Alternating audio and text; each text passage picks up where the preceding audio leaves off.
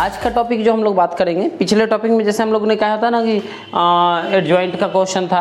Adjoint के बाद हम लोग कहते हैं कि linear equation in three variable के मेथड से जो क्वेश्चन आता है इन्वर्स निकालने का, उसका क्वेश्चन क्या करेंगे। तो उसी हिसाब से आज का बात करेंगे, देखते हैं क्वेश्चन क्या होता है, कैसे बनता है। तो इसका बेसिकली थ्योरी पे बात करेंगे, क्वेश्चन डिटेल में लेंगे नहीं, क्वेश्चन आप लोग बुक से बना सकते हैं, ठीक है। तो देखते हैं इसमें होना क्या है। देखिए आज का जो है कहानी, जैसे मान लिया जाए कोई क्वेश्चन ही ले लेते हैं, उसके हिसाब से उसका मेथड बताते चलेंगे, ठीक है। ध्यान से देखिएगा, एक बार में सारा क्लियर हो जाएगा।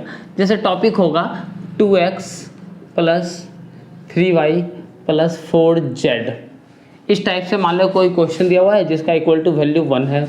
फिर दिया हुआ रहेगा x + y + 2z = 2 and x - 3y + 4z = 3। मान लिया जाए इस तरह का कोई क्वेश्चन दिया हुआ है, ठीक है। तो आप लोग को जो बेसिकली काम करना है, इसमें सोचना है इस चीज़ को कि ये जो क्वेश्चन दिया हुआ है, ये क्या दिया हुआ है, x y और 2 कोई डिजिट है उसके साथ में।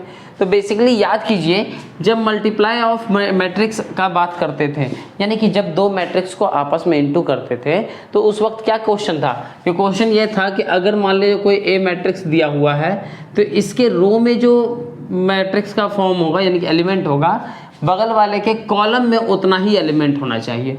मतलब कि बेसिकली यहाँ m × n होता था, यहाँ पे अगर m × n होता था, या फिर इसको हम लोग चेंज कर लेते हैं p × q के फॉर्म में। तो हम लोग को क्या करना है कि इसका रो और इसका कॉलम, मतलब कि इसका जो सॉल्यूशन बनता था वो m × q का बन जाता था। ये चीज़ पे ध्यान देते हुए अगर हम इस चीज़ को सोचें, तो ध्यान दीजिएगा, इसमें डिजिट है 2 3 4 और यहाँ पे दिया हुआ x y z। तो हम लोग अगर ऐसे एज्यूम कर लें कि लेट a = सिर्फ और सिर्फ इस मैट्रिक्स का सिर्फ एलिमेंट का अगर बात कर ले, तो देखिए तो क्या a = 2 3 4 1 1 2 एंड 1 - 3 4 कहा जा सकता है। इसमें हम लोग a का जो वैल्यू लिए हैं वो सारा इस इक्वेशन का कोफिशिएंट का वैल्यू लिए हैं, ठीक है। अब ध्यान दीजिए कि ये इंटू किससे होना है, इसको x y z से, तभी ये इक्वेशन कंप्लीट होगा। क्योंकि मैट्रिक्स के नियम में यही कहते थे हम लोग कि जब किसी दो मैट्रिक्स को मल्टीप्लाई किया जाएगा, तो पहला वाला का रो और कॉलम में पहला कॉलम को मल्टीप्लाई करने के बाद जो भी एलिमेंट आएगा उन सब के बीच में एडिशन का साइन होता था। तो उस हिसाब से देखिए, अगर मान लीजिए 2 है तो अगला जो कॉलम में होना चाहिए, इट मीन्स कैपिटल X ले लेते हैं और इसका एक मैट्रिक्स रख लेते हैं x y एंड z।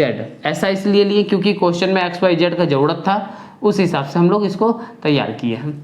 अब देखिए जैसे ही लेंगे तो ये 2 किससे इंटू होगा, x से, ये 3 किससे होगा, y से, 4 किससे होगा, z से। तो देखिए 2x 3y एंड 4z सब प्लस में है।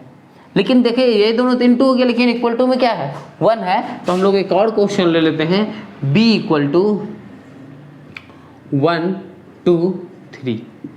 अगर ऐसा रखते हैं तो ध्यान देने वाला चीज़ यही है कि देखिए a और x क्या हो रहा है, आपस में मल्टीप्लाई हो रहा है और इक्वल टू में b का सॉल्यूशन मिल रहा है। इट मीन्स इसको कहा जा सकता है सो ax = b। और अब ध्यान दें, यूनिक चीज़ यही है यहाँ पे कि वैल्यू किसका निकालना है हम लोगों को, x y z का। इट मीन्स अगर इससे सोचा जाए तो x का वैल्यू क्या हो जाना है, a इनवर्स एंड b। अब ये a इनवर्स इंटू b का सिचुएशन आया, तो देखिए a इनवर्स निकालने हम लोगों को आता ही है, b का वैल्यू यहाँ पता ही है। इट मीन्स अगर a का इन्वर्स निकाल लिया जाए और यहाँ पे b के वैल्यू में इंटू कर दिया जाए, तब जो सॉल्यूशन होगा वो किसका सॉल्यूशन होगा, x का सॉल्यूशन होगा। तो हम लोग बेसिकली काम इस पे ही करेंगे। इन्वर्स निकालने के लिए आपको पिछला एक्सरसाइज में, पिछले टॉपिक में बताया जा चुका है।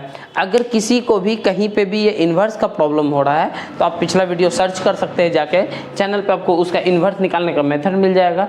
इन्वर्स हम लोग 2 तरीके से निकाल सकते हैं, एक निकालते हैं रो एलिमेंट्री कॉलम एलिमेंट्री ऑपरेशन से, और दूसरा एडजॉइंट का फॉर्मूला से, जिसमें हम लोगों को a इनवर्स = फॉर्मूला हम लोग कर चुके हैं 1/डिटर्मिनेंट of a into adjoint a। Sorry, ये a इनवर्स का सॉल्यूशन है, सिर्फ a लिख दिए थे, देखिएगा ये ए इनवर्स का सॉल्यूशन है। तो ये जो फॉर्मूला पे बेस्ड क्वेश्चन बनता है ये आपका पिछला टॉपिक में मिला हुआ है। पिछला टॉपिक हालांकि मेरा काफ़ी दिन पहले आया था क्योंकि बीच में एक लाइव क्लास हो गया तो सिचुएशन थोड़ा सा शेड्यूल गड़बड़ हो गया। अब इसके बाद देखिए कि ये हो सकता है अगला फिर से लाइव में थोड़ा सा जो इन्वर्स का टॉपिक बचा उसको कंप्लीट करें, ठीक है। तो लेकिन इसको भी एक वीडियो पोस्ट कर दे रहे हैं, यानी कि जो इन्वर्स यानी सॉरी ये जो टॉपिक लास्ट बचा हुआ था मैट्रिक्स डिटर्मिनेंट के रिलेटेड वो वाला टॉपिक खत्म हो जाए, क्योंकि अगला टॉपिक जो हम लोग स्टार्ट करेंगे वो करेंगे सीधा कैलकुलस से बात। तो सारा क्लियर कर लेते हैं, उसके बाद हम लोग डायरेक्ट कैलकुलस के हिसाब से काम करेंगे, ठीक है। उसमें कैलकुलस में हम लोग रिवीजन करेंगे थोड़ा सा पहले 11th का, और उसके बाद फिर कंटिन्यूटी लिमिट सारा चीज़ देखते हुए चलेंगे डेरिवेटिव्स पे। तो बहुत इंटरेस्टिंग टॉपिक होगा नेक्स्ट, आप लोग देखिए इसको कंप्लीट बस कर लीजिए सारा का सारा। इसमें ध्यान दीजिएगा कि ये जो इन्वर्स है ये आपको निकालने बताया जा चुका है। तो इसमें बात वही है कि अगर किसी को भी कोई भी प्रॉब्लम होता है इन्वर्स निकालने में तो पिछला टॉपिक देख लो, उसमें आपको सारा का सारा इन्वर्स का सॉल्यूशन मिल जाएगा। जिसमें हम लोग इन्वर्स निकालने क्या करते थे, पहले माइनर निकालते थे, फिर उसी माइनर का कोफैक्टर निकालते थे, फिर कोफैक्टर के बाद हम लोग एक नया मैट्रिक्स तैयार करते थे जिसका डैश ही हम लोग का क्या होता था, यानी कि ट्रांसपोज हम लोग का एडजॉइंट होता था। फिर ऐसे तो चलिए शॉर्ट में इसको देखा जाए, अगर निकालेंगे हम लोग ए इन्वर्स के लिए तो सबसे पहले हम लोग निकालेंगे एडजॉइंट। तो एडजॉइंट निकालने के लिए क्या चाहिए, माइनर एंड कोफैक्टर। तो हम लोग क्या कर रहे हैं, आज माइनर नहीं निकालते हैं, डायरेक्ट कोफैक्टर का अगर बात करें तो चलिए। तो कोफैक्टर को हम लोग एज्यूम करते हैं सी से, एंड सी 1 1 का सॉल्यूशन क्या होगा, क्योंकि ये 1 1 है तो -1 to the power 1 + 1, and matrix में 1 1 का सॉल्यूशन हो जाएगा हमारा ये वाला। तो यानी कि 4 अब यहाँ पे हो जाएगा 4 + 6 यानी कि 10।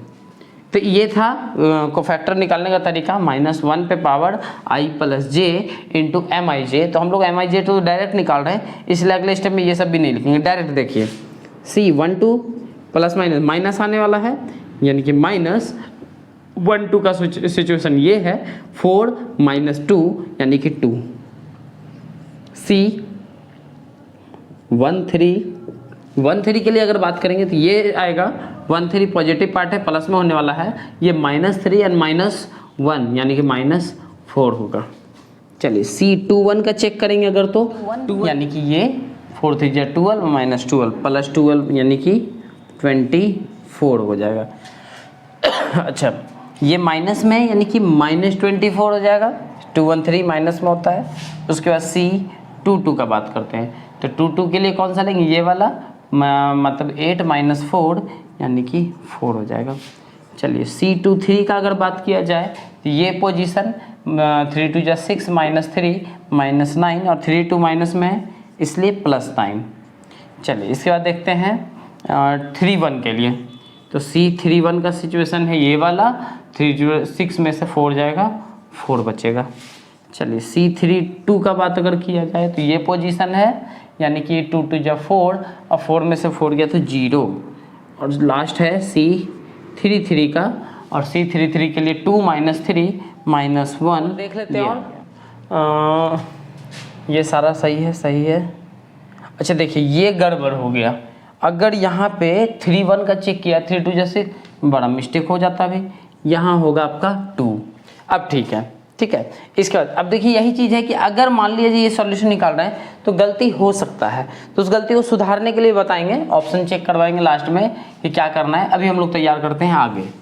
देखिए जैसे एक नया मैट्रिक्स ले लेते हैं। क्यों लेंगे नया मैट्रिक्स, क्योंकि यहाँ B पहले से यूज किया गया है, और हम लोग एडजॉइंट निकालने वक्त कहते थे कि जब हम लोग कोई एक कोफैक्टर निकालेंगे तो एक नया मैट्रिक्स B तैयार करेंगे, क्योंकि यहाँ B पहले से, इसलिए इस पर D लिखते हैं, और यही मैट्रिक्स यानी कि जो कोफैक्टर का एलिमेंट आया है वो इस मैट्रिक्स में फिल कर देते हैं। देखिए पहला है 10 - 2 -4 -24 4 9, लास्ट है 2 0 -1। ये है आपका नया मैट्रिक्स। इसी का हम लोगों को एडजॉइंट यानी कि ट्रांसपोज निकालेंगे, तो जो आएगा वो आपका एडजॉइंट ए कहलाएगा।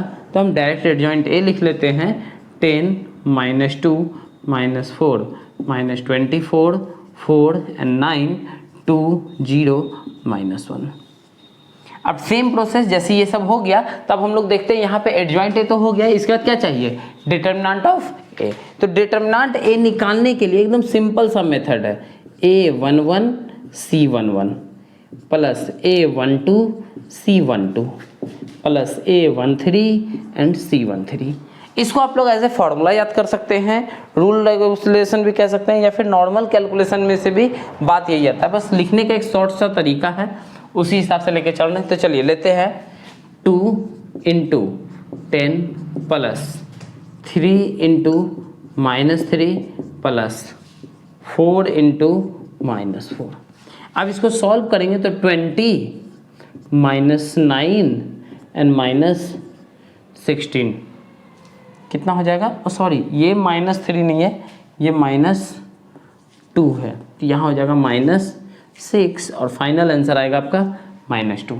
और ध्यान देने वाला चीज़ है, पहले है 1 by डिटर्मिनेंट ए, यानी कि ए इनवर्स का जो सॉल्यूशन आएगा -1/2, और यही मैट्रिक्स जो है यानी 10 -24 एंड 2 -2 4 0 -4 9 एंड -1, ये आ गया आपका इनवर्स। अब ध्यान दीजिए क्वेश्चन में हम लोग क्या ए इनवर्स के साथ क्या इनटू बी, तभी एक्स का वैल्यू निकलेगा।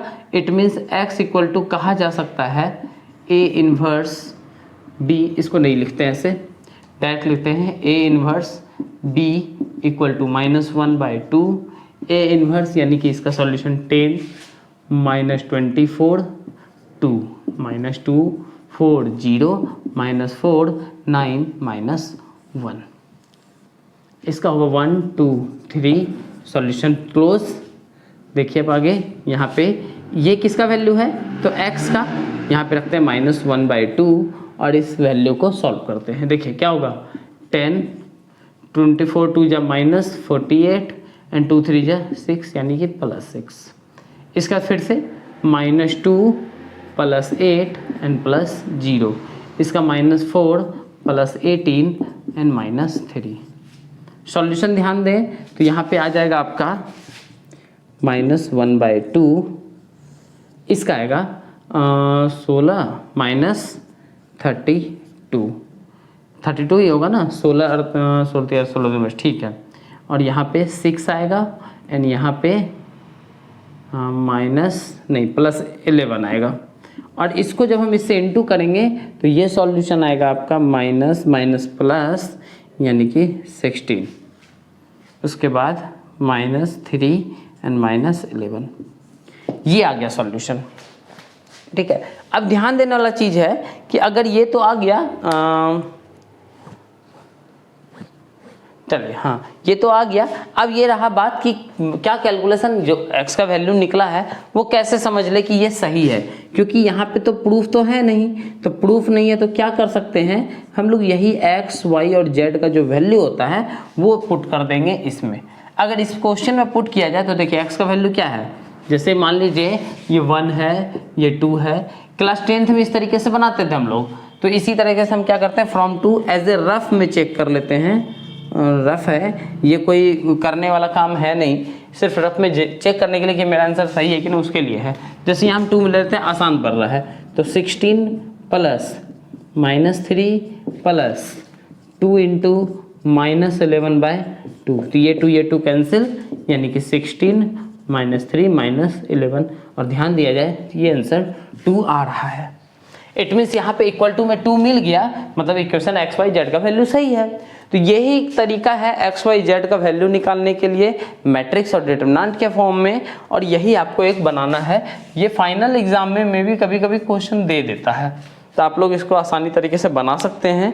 इसके बाद हम लोग सीधा चलेंगे कैलकुलस के पार्ट पे, तो इसका देखते हैं क्या वीडियो अपलोडिंग में सीधा लिमिट से ही स्टार्ट करेंगे, जिसमें कुछ 11th का थ्योरी बेसिक काम करेंगे और उसका सीधा कंटिन्यूअस डिफरेंशियलिटी लेके कैलकुलस में एंट्री मार लेंगे।